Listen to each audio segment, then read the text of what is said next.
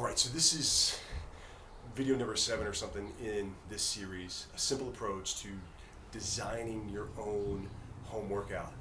This is a simple workout that we're going to do using dumbbells. You can do this with 1 dumbbell, you can do this with 2 dumbbells. And you don't need much. If you have a bench, cool, awesome. If you have a stability ball, that works too. But you can just use the floor, and the only other thing you're going to need is a step. Right? Like it could be just steps going up to your house, steps, coming up to your lanai or to your porch. Let's dive right in. So grab a dumbbell, really whatever you got. And it doesn't necessarily have to be a dumbbell, right? It can be anything that you can press with a single arm comfortably over your head about 10 to 15 times. And we're literally just going to do a squat to overhead press. Heels shoulder width apart, feet slightly turned out, core is nice and engaged. I like to squeeze this opposite hand. We're going to sit back into the squat, curl, overhead press, right? Squat, curl, overhead press. I'll put these parameters in the notes, but again, same thing as I've said in previous videos. If you're fairly new to training, or maybe you're a little bit older or a little deconditioned, you're going first set 8 to 12. If this is something you've been doing for quite some time, right, and you want to just blast through, you're doing intervals, 40 seconds on, 20 seconds of recovery. So again, let's just say this is number 12. Boom, right? I'm resting, I'm recovering, I'm allowing my breathing to normalize, or I'm waiting for that 20 seconds, right? And then I'm diving right back in on that other side, right? Squat, curl, overhead press. Squat, curl, overhead press, right? Again, 8 to 12 or 40 seconds. From here, we're going to move into Romanian deadlifts. And this is ideally, right, you have 2 dumbbells. But again, this could be a bag of rice. This could be anything heavy. You could load a backpack full of books. But we're just going to do a Romanian deadlift, right? So from here, heels between hip and shoulder width apart. I like to say outside heels, outside hip width apart. Right? Heels outside hip width apart. Squeeze the glutes, nice and engaged, standing nice and tall, drive to the floor. We're going to soft bend the knees, send the hips high and back, and imagine like you're looking at yourself in the mirror. You got a logo on your shirt, you can see your logo in the mirror. Squeeze and drive up. Squeeze and drive up. Squeeze and drive up. Right? So notice I'm keeping those dumbbells back. I'm going just below my knees, no further than mid-shin. I'm trying to find a stretch in the hamstrings and glutes. And again, I'm keeping the hips high and back. I'm looking at the logo on my shirt in the mirror in front of me.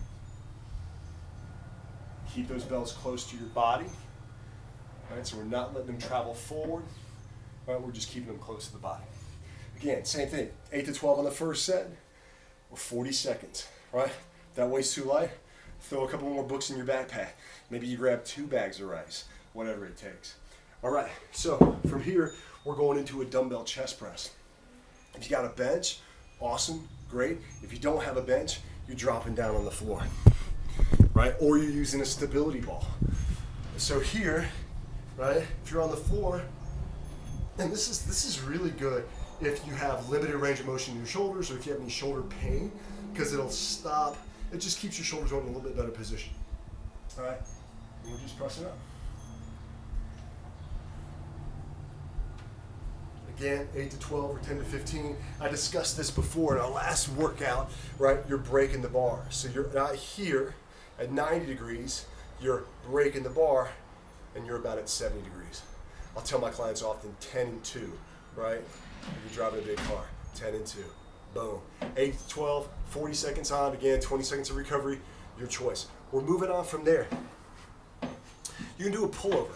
Now, if you've got, if it's a heavy enough dumbbell and you just want to use the one, right, you can just do that. So from here, right, we're going to grab that single dumbbell like this, if you can see. I'm putting it in the webbing in my hands. And you're here, right? It's mostly a bend at the shoulder, not at the elbow.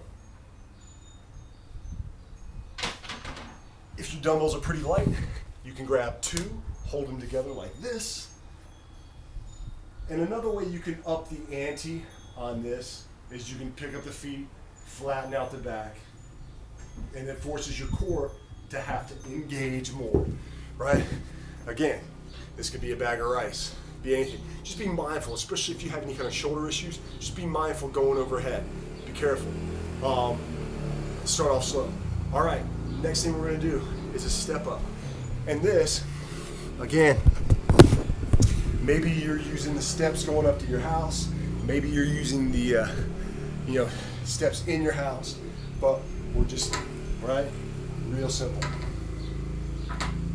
Real simple. You wanna load it up? Grab some weights, right? If you just got one dumbbell, right, you're loading the side that's actually doing the work, right? That's stepping up, right? If you got two dumbbells, boom, you're holding them both on both sides. Another cool way to do it, throw your backpack full of books on your back and do it that way. Or you can also make this a little bit more challenging on your balance by driving that knee up, right? Same idea, you're just driving that knee up.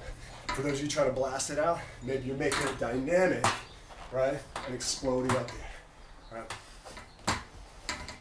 Your choice. All right, cool. Last thing we're doing in the series is a plank.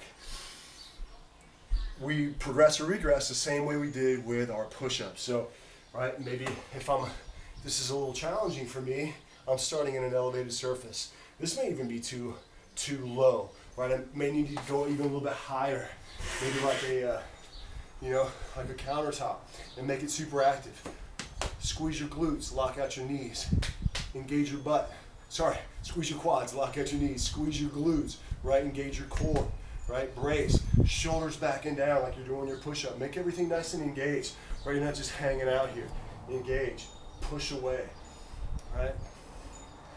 Again, 40 seconds on. Here, you're gonna have to do some kind of time.